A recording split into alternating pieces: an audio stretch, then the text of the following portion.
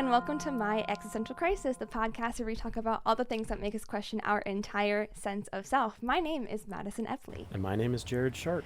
And we are back on our bullshit. We're back to bullshit or no shit. And Jarod, this is the first time that you're doing this with me, and I'm so freaking excited. I'm ready. I'm kind of afraid that you're gonna know some of these, but I tried my darndest, so we will see. So just to recap for people if it's your first time listening, bullshit or no shit is basically a ripoff of Beyond Belief Fact or Fiction.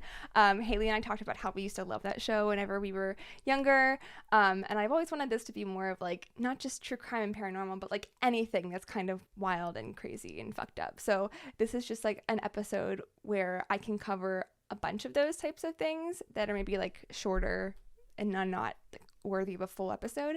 So I'm going to tell 5 short stories ranging from any time, any genre, but all will be unbelievable in some way. You'll have to guess which ones are true. At least one will be true and one will be fiction, and you won't know how many of each. You're just going to have to guess. Jarod is going to be the one guessing on your behalf, but for everyone who is listening, I will reveal the results at the end of the episode. So, without further ado, I will tell you the first of my stories today.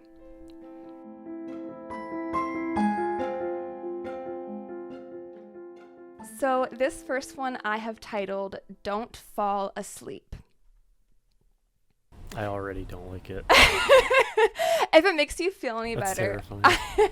I don't even know what I was going to say. I literally totally lost my train of thought. I don't even know what I was. It doesn't matter. I was just gonna say that like these are not happy stories. So like it's gonna get pretty fucked pretty quickly. Okay. Okay.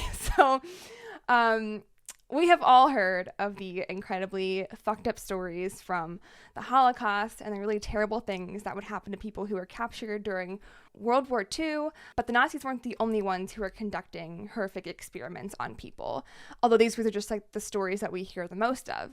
The Soviets also took this as their chance to use test subjects for awful research. So in 1943, or about that time from what our sources say, a Soviet research team wanted to learn more about sleep and how it affects humans. Why, to this day, we still don't have a lot of answers when it comes to sleep, like why we need it, why we dream, why we can't go without it, why some people have a hard time sleeping. These are still answers that we are still looking for. So, I mean, this is super relevant of the time too. So they were on a mission to just find those answers. So specifically, they wanted to learn about the effects of sleep deprivation on the human body. So what Soviet scientists did was they used 5 POWs, or prisoners of war, to monitor, and they expected the experiment to run for 30 days.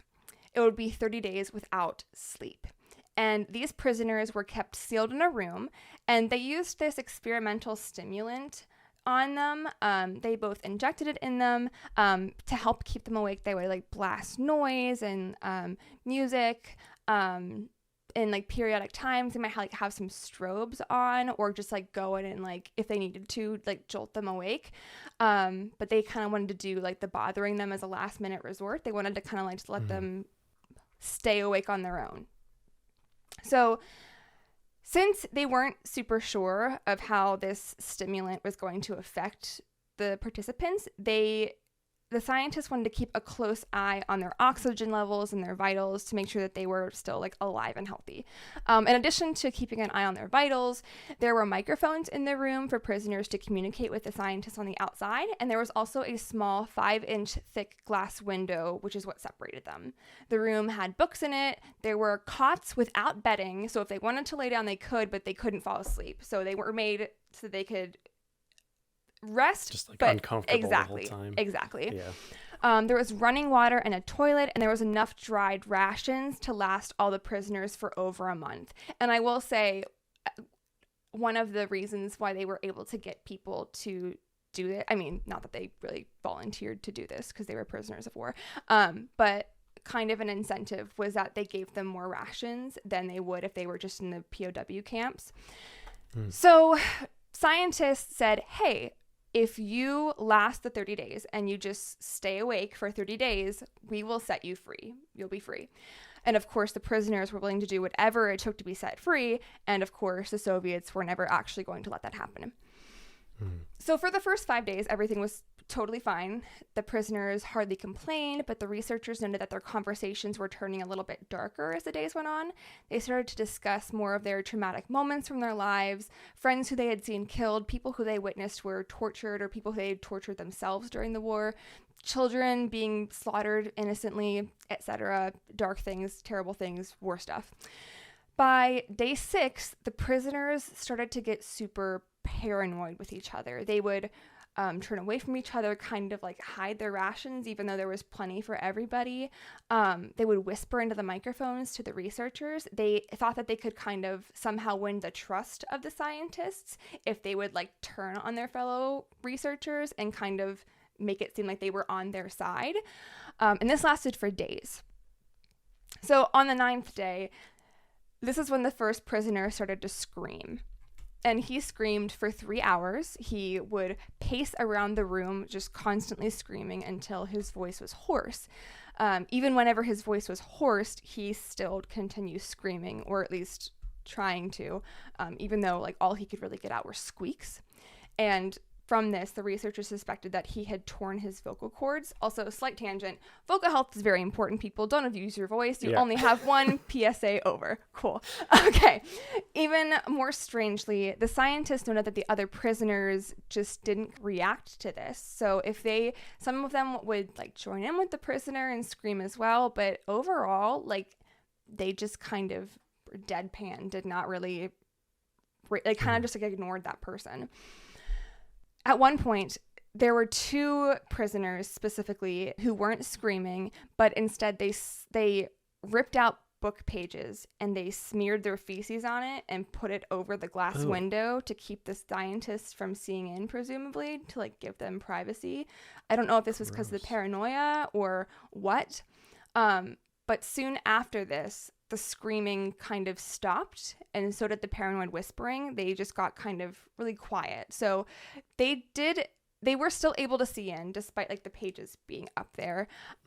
And they started to get worried because they weren't really hearing anything. So everything was working properly. The mics were working. There was, plenty of oxygen. But they noticed that not only was there oxygen being consumed for 5 people, but it was consumed in the amount 5 people would consume under like strenuous exercise.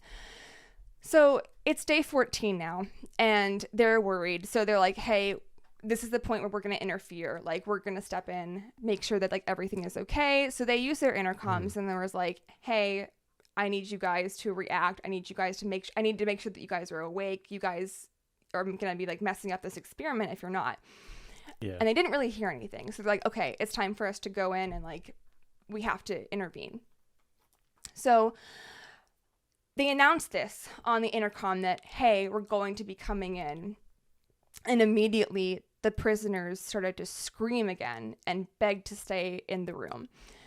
They weren't sure what to do, the researchers. So they barged into the room so that they could rescue them or whatever they wanted to do with them. Yeah. But the prisoners began to scream even louder. They were begging for the stimulants to be given to them again. They wanted to stay awake. They were afraid of going to sleep. And they did find one of the prisoners dead whenever they entered. Only 4 out of the 5 were actually alive. They noticed that the food rations had hardly been touched past day 7 or 8. And they noticed that there were like chunks of flesh from the dead man who were like kind of ripped off, and pages like he clawed them off himself. Yeah. Or something like that. Yeah. And they also noticed so that like pages of books were taken and like stuffed into the drain in the center to kind of clog up the room if it was running with water. So the rest of the surviving subjects, they also had large portions of their skin torn off. And the researchers deduced that they thought it was teeth at first, that they were like chewing on themselves, but they realized that they were ripping it off with their fingers because their like fingertips were like nubs, like they were like raw. And they also noticed that because of like the way they were positioned, they were most likely all self-inflicted. So the man who was dead, they presumed that he had done that to himself and either starved or had done that and died from exhaustion, maybe. I don't know. We're almost done with this one. And you'll notice that I wasn't able to use any names. And this is because all of the names had been redacted. And the only way we actually know about this is because one of the researchers had their lab notes. It was found in a bunker towards the end of the Second World War, and his name was also redacted, but there were dates on them, and it had the initials OO on them, which we think is because this research was part of Operation Azoaviakim, I think that's how you pronounce it, which was a secret Soviet operation that partnered with the Nazis during World War II. So that's where we think that it came from. And what happened to the rest of the prisoners? We have no idea. There's no record of that. We have no record of what their results were, if they found any results, just that these people went through this horrible thing. Yikes. Yikes is right. Yeah, that's, I was kind of, I'm not going to lie, I have heard of this one before. Yeah. But not in like the extensive detail that you went into it. I think I had like the basic knowledge and understanding of it. Okay. But I've also seen a lot of like visuals, like visual depictions of it, of what it could have looked like. Yeah, those visuals aren't accurate. Yeah, so, but I have heard of this one before. Okay, so that's I'll wait till the other that's ones. story number 1. Okay.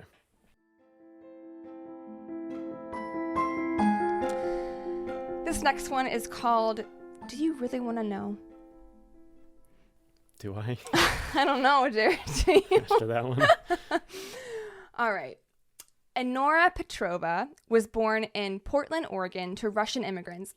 Also, this has a very heavy Russian. I did not intend for that to be the case, but what's going on over here there? we are. So she was born to Russian immigrants, Mikhail Petrovic and Nancy Petrova, on February 6, 1995.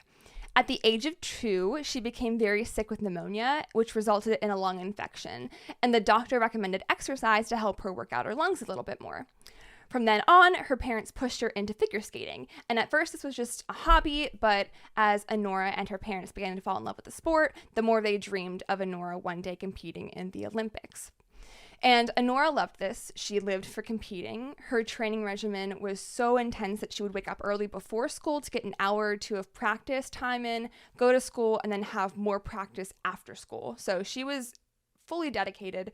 Her parents even hired her own personal figure skating coach, a man named Sergio Kozlov, to help her train for competitions.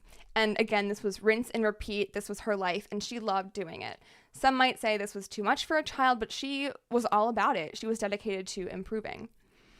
By the age of 12, she had already become an incredibly decorated figure skater, both locally and regionally. And next, her parents had an eye on national titles for her at this point in her career. So a few days before her next regional competition, Enora was like, you know what? I've done enough of these competitions where, like, I'm just going to Google myself. I just want to, like, see what's out there, like, see if there's any news about me, like, just see what people are saying. Mm-hmm. I mean, also, it's like the age of early internet, so like that's natural for kids to do. Yeah.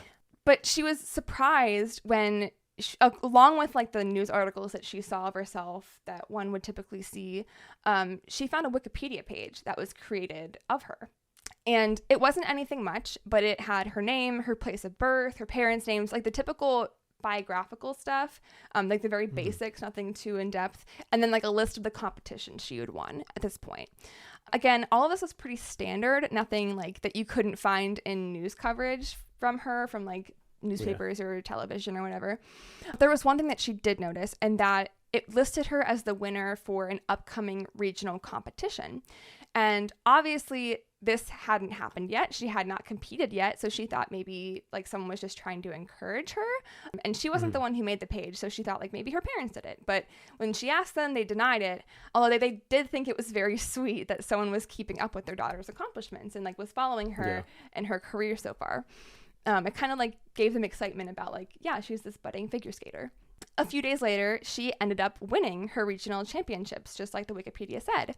So she kind of made this her routine. So like a couple days beforehand, like she would look it up to like see if she was on there, see if someone had updated it about her. And she was usually on there. She made this a routine occurrence before every one of her competitions to help motivate her to do her best. And each time the wiki page was always updated in advance with her rankings and like what she got. So fast forward on March 7th, 2011, just days after she got her driver's license, Honora got into a car accident just before a really, really big competition. She was supposed to be on her way to skating practice before school, but she decided that she was going to skip that day and meet her boyfriend before classes started. Her parents were furious that she lied to them for skipping her lesson, but they were really mostly just relieved that she was okay and pretty much unscathed. And despite her being relatively unharmed, she did have a sprained ankle and a concussion and was still injured enough to not be in a position to compete the following week. So she was obviously devastated. So were her parents. She'd been training especially hard for this one, which is exactly one of the reasons why she felt comfortable enough to miss a day of training. And the day of the competition passed, and Honora realized that like she never checked online like she had normally done before competitions for the extra motivation, since she wasn't going to be competing. So out of curiosity, after the competition, she went to check and saw that the wiki page had been updated, but it was very different. It still had the typical biographical notes at the top, but when she went to look in the notes for her most recent competition that she missed, instead of her stats and ranking, it said, quote, Honora was unable to compete because she is a greedy, petulant whore who would rather do her leg spreading in bed than on the ice. Oh my God. Yeah, not good. Jeez. It gets worse. So this is the first time anything besides stats and rankings and biological information, really anything personal, appeared on the page. It was just super simple beforehand. So she was shocked and horrified and embarrassed. She thought maybe this was just like, at first she thought it was like a fan keeping up with her success, but this was very different. This felt very menacing. She was able to create an account for herself and change the page, but every time she would change it, it would just change back a couple hours later. Like whoever was updating it was on it. She didn't tell her parents about this at first, and when she eventually did, she kind of downplayed it a little bit, and they kind of just chalked it up to just like bullying. They didn't like, who are they going to go to? Like someone said mean things about my kid online. Like, yeah, it's kind of hard to report. Really. Like, who do you report that to? Yeah. So she tried to just put this out of her mind and focus on her next upcoming competition. After all, like, this was just a page on the internet. Probably nobody besides herself checked this and whoever is updating it. So weeks later, she was back to training, back to prepping for her next meet, but her ankle still wasn't quite right from the accident. She was still optimistic about how she would perform in the next competition, and again, she decided to not check her Wikipedia page just in case that comment was there again. She didn't want it to like get in her head and upset her. Unfortunately, her ankle wasn't able to support her during one of her jumps. I think it's called like a toe jump or something. It's like one of the most difficult ones. And her ankle kind of rolled and she fell to the ice, and which obviously resulted in her landing last place. She was upset, thought, she just needed more time to heal, but she couldn't shake the curiosity of like, did somebody update this one again? So when she went to check, her heart sank. This time, even the biographical part was edited, saying the following. Quote, Honora was despised by her parents as her existence was due to an unplanned pregnancy after a night of intoxication. Honora is disliked by all who knew her, especially those who spent the most time with her. She is a greedy, selfish pig who only cares about herself. Honora Petrova is a selfish little bitch who is going to get what she deserves. And then it continued, quote, her parents spent years of time and money sacrificing for her success, but none of it was ever appreciated. Her parents unfortunately passed away in a car accident on May 2nd, 2011, as they were on their way to their Ungrateful Brats competition. They would leave Honora as a friendless orphan, completely alone in the world to think about her actions. So that's like really intense cyberbullying. It's like not good at all. Before, this was like around when the internet was first starting, you said, right? Yes. Like, jeez. Yeah, not good. Like, it was like wild. The wild, wild west of the internet. So she showed her parents this immediately. And they contacted local authorities because this was more threatening. They had no idea who could be writing this, and the police were really starting with nothing to track down the culprit. But even more frustratingly, there was no real harm done. There were no laws broken. No direct threats were actually made. So the police didn't have a real sense of urgency to investigate this case over others. Her next competition was rapidly approaching, and in order to keep themselves safe and ensure their safe arrival, Enora's parents decided they were going to go to her competition with her coach, Sergio. But her competition came, and her competition went, and her parents weren't there. They were a no-show, and so was Sergio. Oh, no.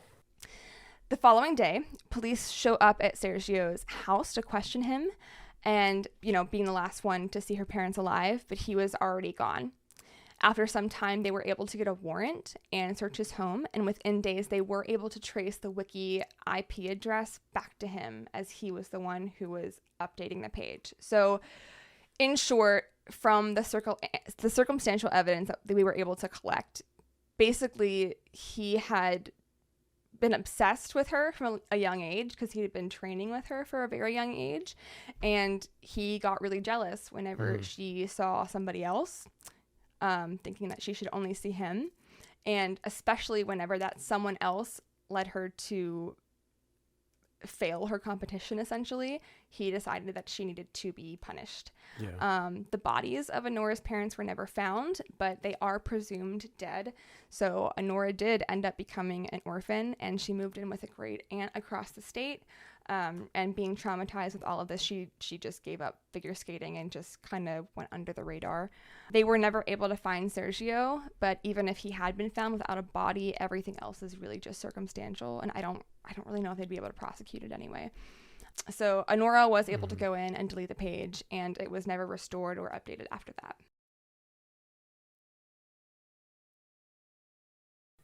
Madison, typically whenever someone gets a wiki page, that's like a big accomplishment, right? Like you've made it in whatever field that you're doing if you are represented on Wikipedia. But that's just a bit No much. I don't vibe with that. Well, maybe you'll vibe with this one more.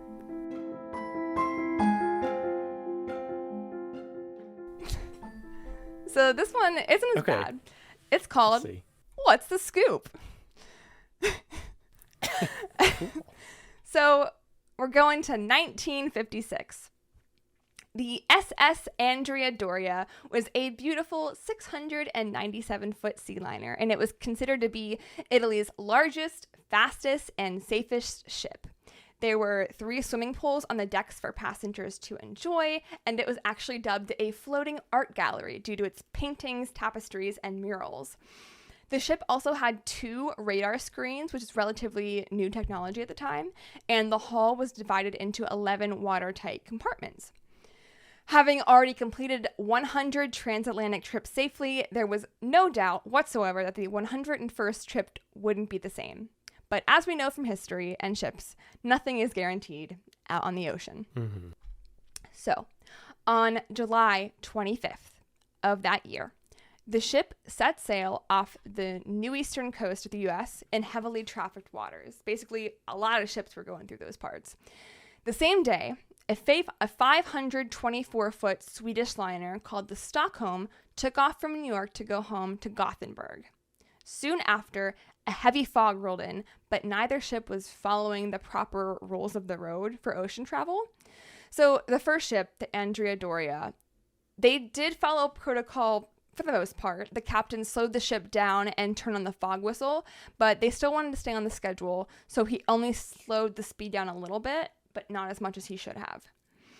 That was at least better than the Stockholm, who did not take any precautions. Not only did they not take their proper precautions, but they also went more north of their intended route in hopes of shaving off time for its journey. And the Stockholm was not aware of the Andrea Doria's presence as it made these adjustments. Both of the ships, again, were equipped with radar, and they were using it properly, but it seemed like they both misinterpreted what it was telling them, or at least one of them misinterpreted something. For some reason, they did detect each other, but it seems like someone misread it and inadvertently steered the Stockholm right into the Andrea Doria instead of the other way. And so when visual contact was made, it was already imminent that they would collide. It was way too late for that. So both ships did what they could to try to turn and stop movement or go backwards, but at 11:10 p.m., the bow of the Stockholm plowed directly into the side of the Andrea Doria, penetrating 40 feet into the side, where it remained for a few seconds and then rebounded out, leaving a giant hole in the Doria. The impact killed 46 people on the Andrea Doria and 5 on the Stockholm. Immediately, the story broke out, and every major news outlet in the U.S. was reporting on it. A man named Edward Morgan, a news correspondent for ABC News, was the one to report this tragedy, and unbeknownst to his colleagues, his 14-year-old daughter, Linda Morgan, was aboard the ship. Just before he was about to go on and report about the Andrea Doria wreckage, he was informed about the tragedy and that his daughter was missing and presumed dead. He just had to wait for more information. So despite this, Edward maintained himself. He still went on to report the story. He never lost composure. He never even mentioned his daughter. He just told it as it was, and that was it. As soon as he got off the air, another news story about the wreckage was currently breaking. A girl who was asleep in one of the directly impacted rooms of the Andrea Doria woke up after the crash and didn't know where she was. She began to call out for her mother, began calling out, "Where am I?" And a man from the Stockholm ran out after her to the front of the ship where he heard the screams coming from. And when he reached her, he couldn't believe what he was seeing. So on the bow of the Stockholm, on the very front that ran into the Andrea Doria, was a bed. And the bed in that was a relatively unhurt 14-year-old girl named Linda Morgan, the news anchor Edward Morgan's daughter. So when the Stockholm rammed into the side of the Andrea Doria, the bow scooped up the bed Linda was on, dragged it deeper into the ship, and then whenever it finally bounced out, it brought the bed and Linda on it. Linda Morgan was dubbed the Miracle Girl, and Edward went on to report about her survival then. She only had a broken arm and was later reunited with her mother, who also survived the wreckage. In the second news break, Edward did discuss his daughter's miraculous survival. He talked about his difficulty delivering the news whenever it was about somebody he loved, but especially his daughter. And Linda went on to make a full recovery, but she did suffer from survivor's guilt as her stepfamily, her stepfather, and her half-sister were killed in the wreckage. Poor guy. Not knowing for that long, that's gotta be... I know. Like, you go on the news and just make sure like everything is okay. Put on a brave face. Yeah, that's awful.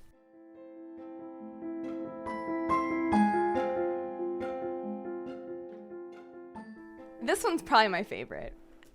Not to like put drops of any kind of thought in your mind, but I love this one. I like the title of the last one the most so far, but thank you. This one.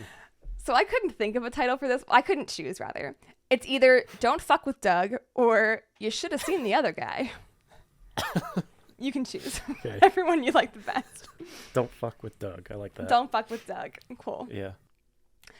Around midnight in 1986, Doug and Kristen Wells were pulling up on their street in western Montana when they noticed a camper was parked on the street in front of their house. Neither of them recognized the vehicle, so Doug got out of his car, went up to the camper, and peered inside. And he saw a man asleep on the front seat. He assumed like maybe he just needed to pull over and rest, so Doug didn't wake him at first. And then he went back to his wife and talked about what they wanted to do, but they decided like he must have just like randomly parked there to sleep, and he's going to be gone in the morning. So they both went inside, tried to ignore this random guy in a camper in front of their house, and just started getting ready for bed. So as they were preparing themselves for that evening, Doug was going around the house to collect the trash and take it out for the garbage men in the morning.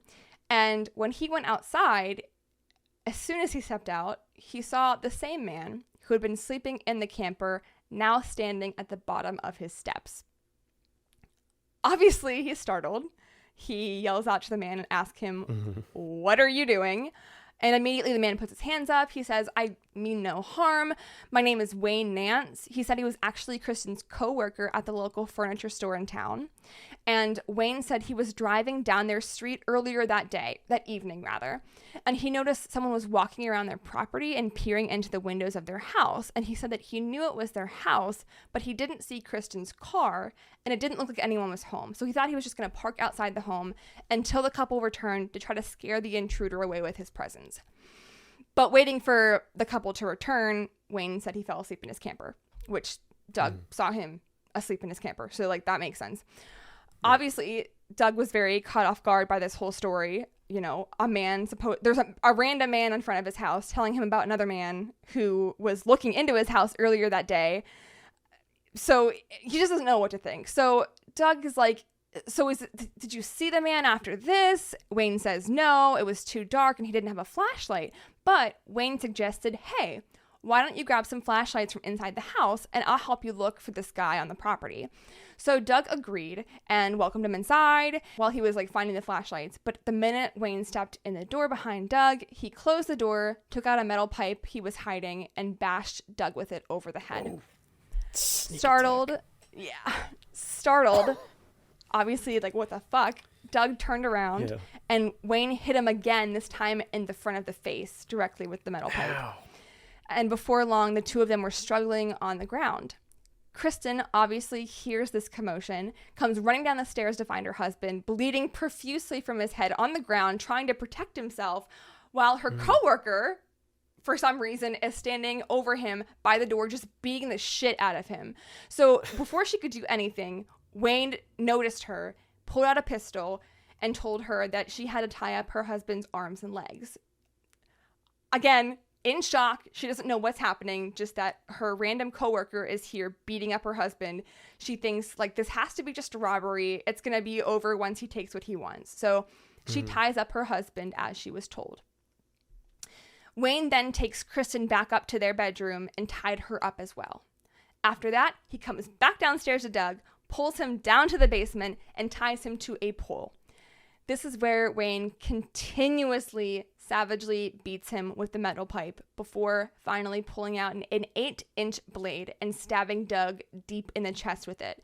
And immediately, as soon as Doug is stabbed, he slumps over, and Wayne presumes he's dead. So takes care of Doug, but he hears some shuffling upstairs. So he's like, fuck, I gotta get to Kristen. So Wayne runs upstairs to Kristen, finds that she has partially undone her restraints and was reaching for the landline. So he jumped on top of her, was able to restrain her again, tie her up again, and this time when he was finally confident that she wouldn't escape, he went back down to the basement to make sure Doug was actually dead.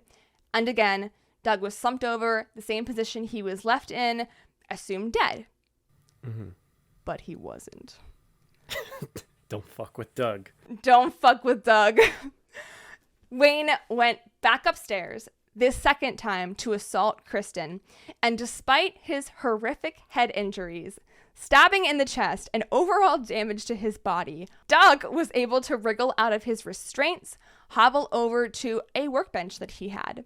And see, what Wayne didn't know was that Doug was a gunsmith, and he had a rifle right there on the workbench. So Doug loaded it with the one round that he had, walked up the stairs, scanned the ground floor for Wayne. Didn't see him on the ground floor, but he heard his wife screaming from their room upstairs. So again, very calmly, rifle raised, he made his way up the stairs to the second floor.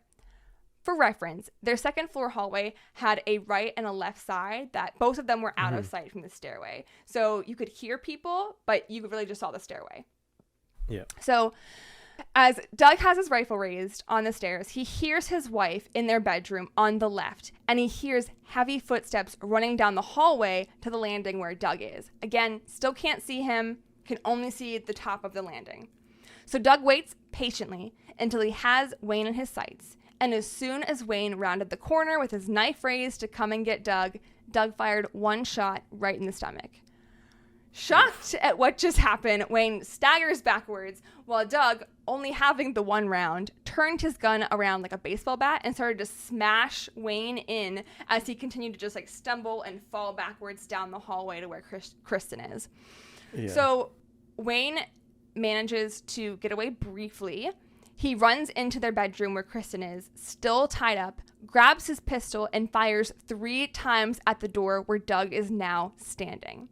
The first bullet hits Doug in the leg.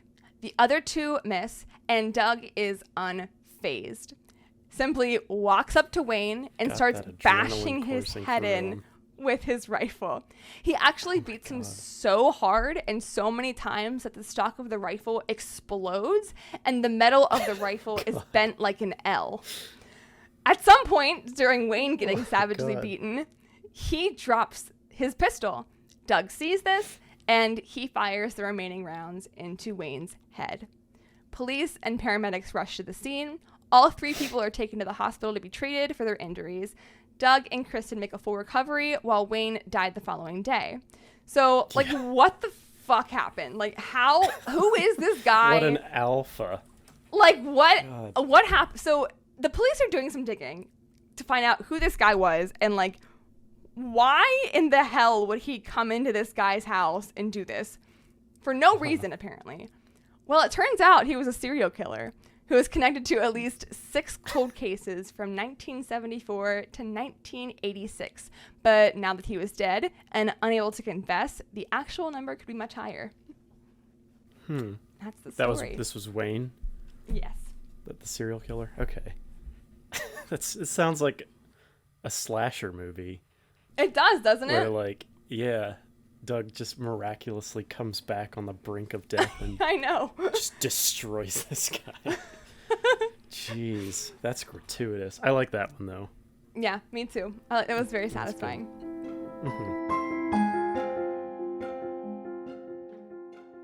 All right, so this is my last one. It's a little bit shorter, but I titled this one The Cost of Mercy.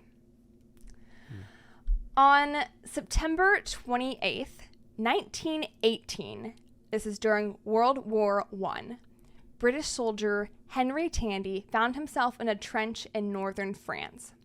At this point, Henry was already considered a war hero, and he would go on to be the most decorated private soldier in World War I. Some of his past achievements were taking part in the First Battle of Ypres in October 1914 and the Battle of the Somme in 1916, where he was wounded in the leg. He went to Ypres for a few years after that and took part in a successful British capture, for which he earned a Victoria Cross. But all of these accomplishments, none of them is what he would be remembered for. This is what he is most remembered for. Again, we're in northern France on September 28th, 1918. After a very long day of fighting, our hero Henry was propped up on the edge of his trench, rifle aimed right at the German line. He was on the front line. It was dark, quiet, misty, basically the start of a horror story. But it was very still. You could hear the crickets chirping, the leaves blowing. It was very tough to see through the fog. All of a sudden, he sees a figure staggering towards him in the distance, coming right at him through the mist. Instinctively, Henry raises his gun, but he doesn't shoot because, being a good soldier that he wanted to make sure that who he was aiming for was actually the enemy. Who knows? It's dark. It could be one of his own injured men staggering to camp from the other side. Right. So he is waiting patiently with his rifle. Minutes, still pointed at the figure, so quiet. Henry finally makes him out to be a badly injured German soldier. It appeared he was unarmed, and it seemed like he was very disoriented, clearly not realizing he was walking directly into the line of fire, not alone directly at a soldier whose gun is aimed at him in a trench. So Henry was able to confirm, yes, this is the enemy. So Henry pointed his rifle right at the soldier's heart and got ready to fire. He waited until the soldier staggered closer, and when they were about 30 meters apart, the German soldier finally spotted Henry and realized his mistake. But instead of running away, the soldier just stared at Henry and kind of just seemed to accept his fate on that night, that he was going to die. Henry had shot many men before, but he was struggling with whether or not he should actually shoot this unarmed man who was injured. It felt like a cheap, unfair shot to a pathetic man. He's unarmed. Like, not only is he unarmed, but he's injured. So Henry took a moment, rifle still drawn. He's thinking about what he should do. He looks to his left. looks to his right to make sure nobody else is going to watch it to witness it, and he lowers his gun at the German soldier. The two stare at each other for a couple minutes, wondering, what are they going to do? What happens next? But finally, the German soldier nods his head in thanks for sparing his life, and he hobbled back into the mist. Fast forward 10 years, a photograph appeared in London newspapers of Henry, this war hero, carrying a wounded soldier back at Ypres. Ypres? Is that how I said it was pronounced? Ypres. Ypres. This was later painted on a canvas to glorify the Allied war effort. In 1938, British Prime Minister traveled to Germany in a last-ditch effort to avoid another war in Europe, World War II. He was taken by the Fuhrer to his new country retreat in Bavaria. And there, Hitler showed Chamberlain his copy of this painting, and he commented, "That's the man who nearly shot me. That man came so near to killing me that I thought I should never see Germany again. Providence saved me from such devilishly accurate fire as those English boys were aiming at us." So the injured soldier, the one Henry spared, was Adolf Hitler. Henry should have made a different choice there, bud. I don't know. I think a lot of people would have been much better off. Well, yeah, I'm having a lot of trouble thinking about whether or not most of these are true or whether or not most of them are false. I was hoping that you would have a hard time. Yeah. I think I have a good idea. Okay. I tried hard to make the fake ones seem real. I did research on places and historical things and just embellish them and make them feel like they could be more plausible. But okay. So the first one was called Don't Fall Asleep. And that one was about the experimentation on POWs during World War II. Mm-hmm. What are you thinking, Jarod? So we're doing one at a time. Okay. Yeah. I have heard of this one before. But again, the only thing that I'd known about it was they had this really disturbing picture because it was the Russian sleep experiment. That was this big thing. And it was exactly like what you were talking about. But then they found that visual was this really creepy, albeit human Halloween decoration. Yeah. So although it sounds historically accurate and the detail that you went into it and the little extra tidbits that you provided, I don't think that the Russian sleep experiment actually happened. I think that one's bullshit. Is that your final guess? Yes. Okay. Well, Jarod, I have to say, you are correct. That is false. I feel like we're on a game show. I know. Oh, that was so... I'm relieved. I was so afraid that people were going to know that one, but I love that one so much. So I figured it's such a good one. Yeah. Spice it up. It's even longer than that, but it's a good one. I thought it was real for the longest time. I think I actually didn't know it wasn't real until maybe 5 years ago. I thought it was real for the longest time. I saw that picture and I was like, there's no way a human can look that messed up to the point where their features change so drastically. So yeah, that was a good story though. I like that. Yes. So that one was false. So the second one is called Do You Really Want to Know? And this one was about Anora, the figure skater, who's, it's presumed, figure skating coach killed her parents and was writing those terrible things in the wiki about her after he was obsessed with her. What was the year that this one was in? 2000. It was the 50s or the 80s. Or no, 11. No, way past 2011. Yeah, because you said the internet was a big thing. Yeah, so at age 12, she was 16 in 2011. Let me do math. So 2007 would be the first time that she found herself. 2007 through 11. Okay. This one sounds true enough, but the one thing that throws it for me is the Sergio was his name. He was predicting that she would win these competitions, and there's just no way that you could accurately predict, because it was 2 of them that he did, right? Yeah, 2 at least competitions that she went on to win. Okay. 2. Mm-hmm. So I think this one's bullshit too. Are you sure? That's that's my final answer. Okay. Jarod, once again, you are correct. Oh, this one was go. based 2 off for of 2. a creepypasta I found, and I rewrote it to be more realistic-ish. Mm-hmm. But I so like that was like the one thing I forgot to write in. So like I had the same thing, like how can he accurately predict? And I was gonna say like, well, he was her coach, like he would know her progress. But like, yeah, I'm with you. I love creepypastas though. Me this too. is like what most of these sound like. Yeah. I know, they're so fun. All right. Yeah. The next one is, what's the scoop? And this one was about the Anadoria. Is that what it was called? The 2 ships. Yeah. Yes. And the Stockholm and the Andrea Doria, and them colliding, and then the news reporter whose daughter was miraculously saved. This one's bullshit. Yeah. There's with the bed just like narrowly escaping that impact of 2 cruise liners colliding together. Yeah, I don't believe it. Well, Jarod, you are once again. Not once again. This is a true story. Oh, okay. This well, is a true story. How? So like what? How does that happen?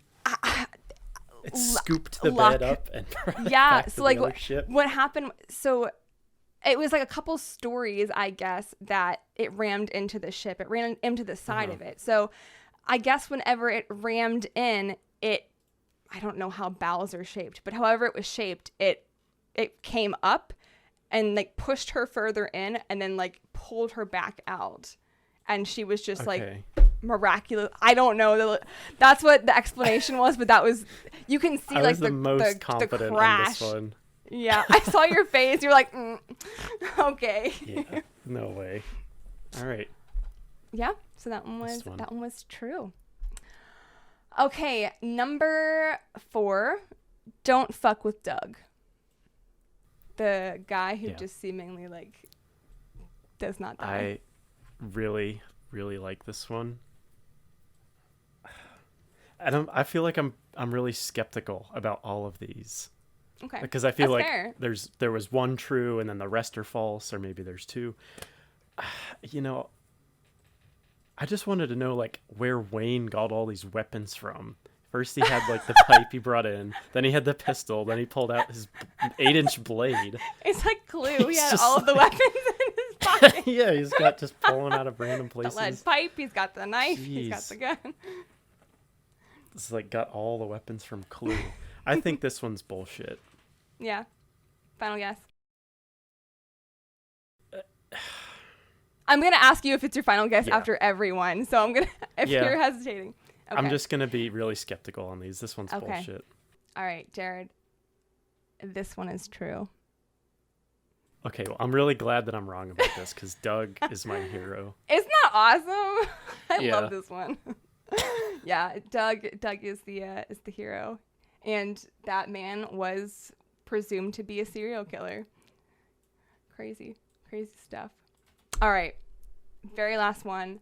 The Cost of Mercy, number 5. Mm-hmm. What is your guess? Oh, this was the Hitler was almost killed in World War I, but he was saved. I'm really, really bad at history. Okay. Like, laughably so. Jarod, I was in your AP history class. I know. I'm kidding. I'm also really bad at history. It was terrible. It's my worst subject. So I can't, for the life of me, remember if Hitler was actually a soldier in World War I. Okay. I know he went to art school and did not do very well. Yeah. Then he got really bitter. But I've already got 2 of them wrong. I need to get at least above 50%. What, 60%? Yeah. Something like that. Okay. So I think this one is true. Final answer. I think that Henry spared Adolf Hitler Yeah, I think this one's true. No shit. So this one is actually undetermined, but leaning towards true. So it's still, you would have gotten it either way. I would have given it to you either way. All right.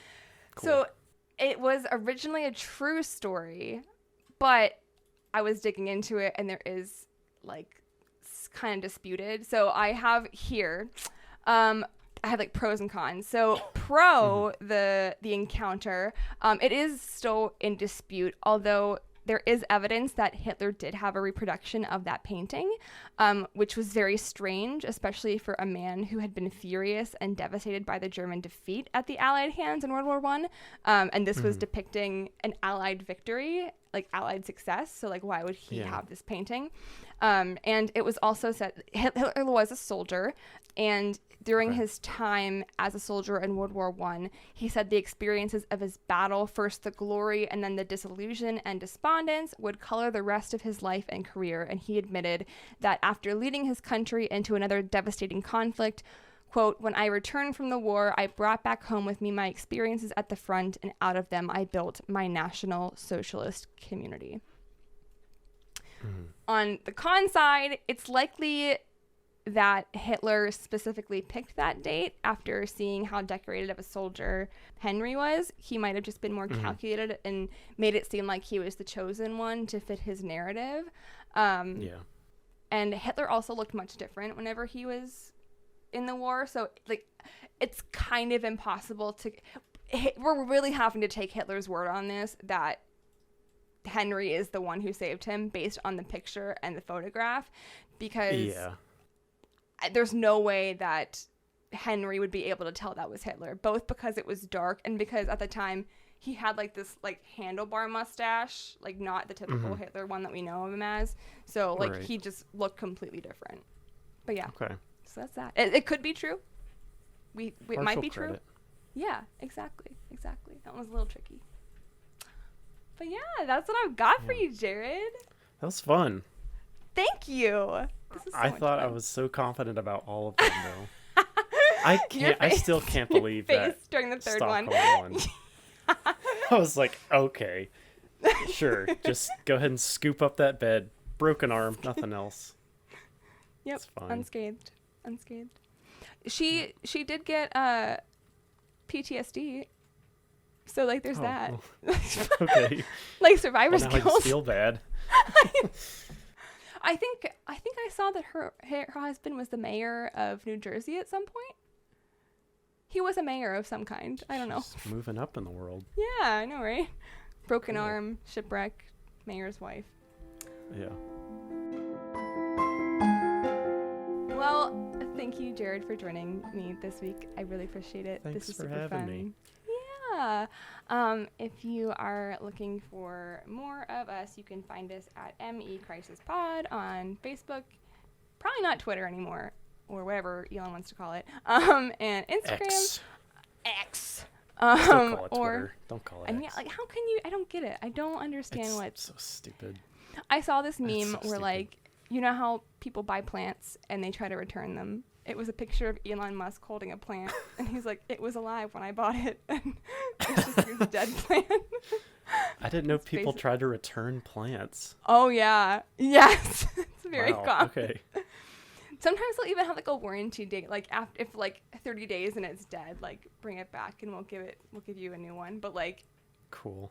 If you kill your plant, like, you just don't know how to take care of it. I killed a cactus once.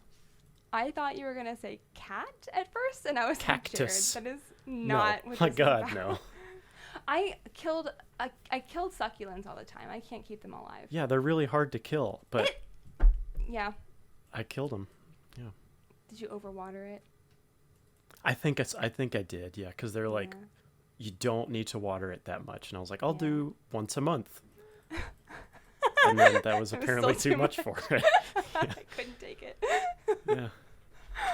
Well, we never said that we were good at taking care of plants. Yeah, it was a learning experience. Yeah, we're plant killers. Yep. On this podcast.